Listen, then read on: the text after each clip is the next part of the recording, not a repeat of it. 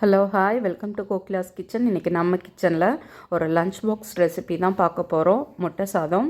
ஏற்கனவே முட்டை சாதம் ரெசிபி நான் போட்டிருக்கேன். இதில் சாஸ்லாம் இல்லாத ரொம்ப சிம்பிளாக ஆனால் ஈஸியாக செய்யக்கூடியது, ஆனால் ரொம்ப டேஸ்ட்டாக இருக்கும். அதுதான் எப்படி செய்கிறதுன்றதை பார்க்க போகிறோம்.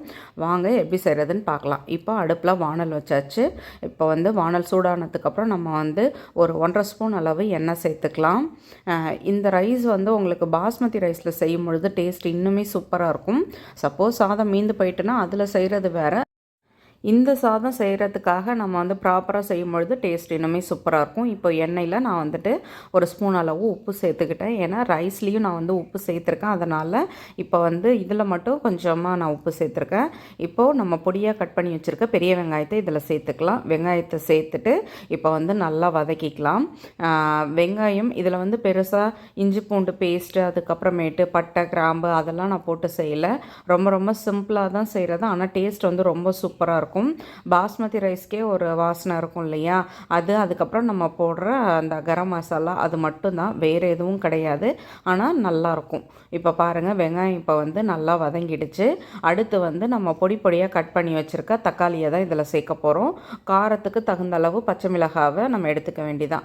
இப்போ தக்காளி சேர்த்துட்டு நம்ம பச்சை மிளகாவையும் சேர்த்து இதையும் நல்லா வதக்கி எடுத்துக்கலாம். தனி மிளகாத்தூள் தான் சேர்க்க போகிறோம். உங்களுக்கு காரத்துக்கு தகுந்த அளவு நம்ம சேர்த்துக்கலாம். இன்றைக்கி நான் ஒரு 3 முட்டையை உடச்சி எடுத்திருக்கேன்.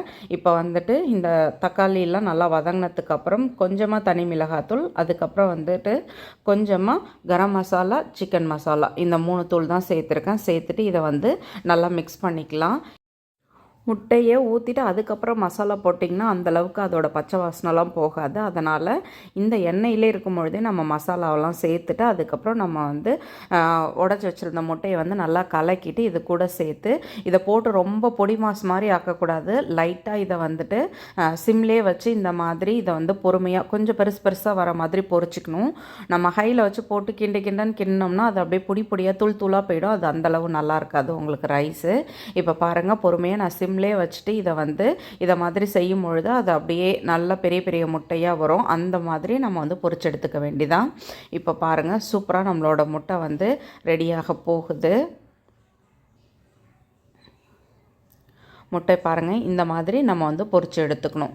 இப்போ பொரிச்சு எடுத்துட்டு பாஸ்மதி ரைஸை வடித்து ஆற வச்சு எடுத்துருக்கேன்.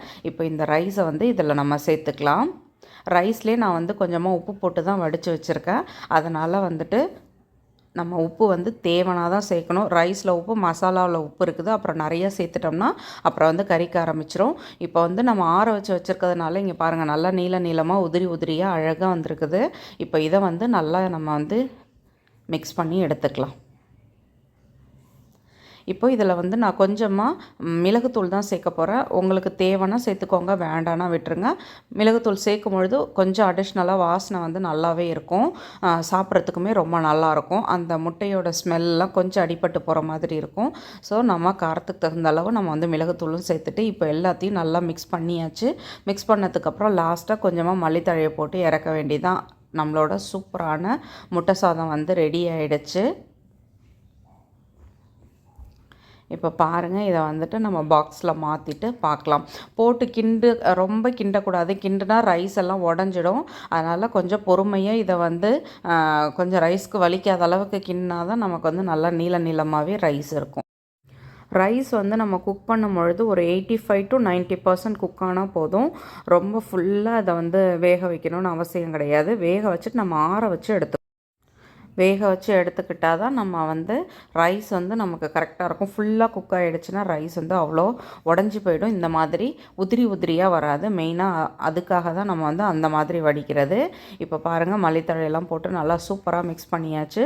இப்போ நம்ம பாக்ஸில் மாற்றிட்டு பார்ப்போம். சுட சுட சூப்பராக குட்டீஸுங்களுக்கு பிடிச்ச மாதிரி முட்டை சாதம் ரெடி ஆகிடுச்சு. நீங்களும் வீட்டில் ட்ரை பண்ணி பாருங்கள். கண்டிப்பாக உங்களுக்கு பிடிக்கும். வீடியோ பிடிச்சா லைக் பண்ணுங்கள். என்னோடய வீடியோ உங்களுக்கு யூஸ்ஃபுல்லாக இருந்தால் சப்ஸ்கிரைப் பண்ணிக்கோங்க. மறக்காமல் செஞ்சு பார்த்துட்டு உங்கள் கமெண்ட் சொல்லுங்கள். கண்டிப்பாக இது நீங்கள் செஞ்சு கொடுத்து பாருங்கள். மறுபடியும் செஞ்சு கொடுங்க அப்படின்னு சொல்லி கேட்பாங்க. அந்த அளவுக்கு இது சூப்பரான ரெசிபி. ட்ரை பண்ணிவிட்டு கட்டாயமாக சொல்லுங்கள். ஏற்கனவே கொடுத்த அதே மாதிரி லவ் அண்ட் சப்போர்ட்டாக கொடுத்துட்டே இருங்க. நல்ல வீடியோஸ் போடுறதுக்கு எனக்குமே இது ஒரு மோட்டிவேஷனாக இருக்கும்.